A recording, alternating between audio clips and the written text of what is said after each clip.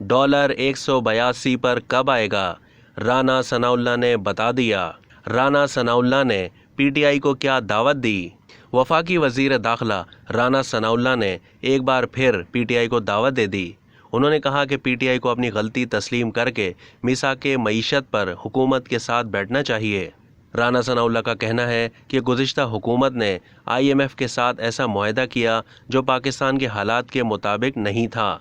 उन्होंने तमाम सब्सिडीज़ को ख़त्म करने का वादा किया, जबकि अवाम की माशी हालत ऐसी है कि हम ये नहीं कर सकते।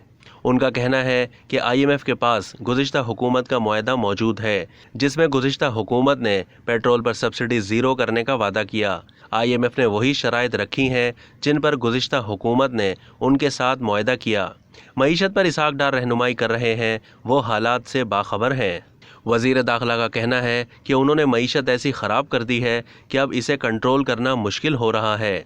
जब डॉलर कंट्रोल में था तो उन्होंने वावेला किया कि डॉलर को इसहाक डार ने कैद किया हुआ है।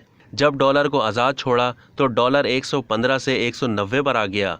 हमारे 2 महीने में डॉलर 190 से आगे चला गया।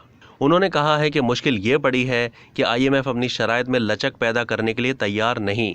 IMF से कहा गया कि पेट्रोल पर पैसे 3-4 एक साथ में बढ़ा देंगे, मगर वो नहीं माना। पेट्रोल की कीमत बढ़ाने के बावजूद IMF ने अब तक मुआहदा जारी रखने पर दस्तखत नहीं किए।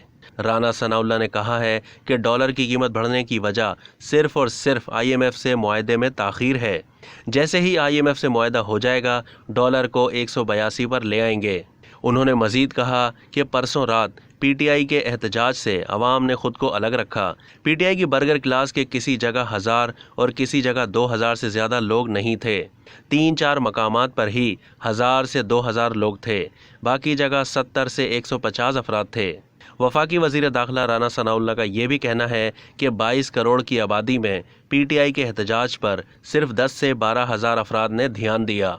अब तक के लिए इतना ही। मज़ीद मालूमात के लिए डेली जंग के YouTube चैनल को सब्सक्राइब कीजिए।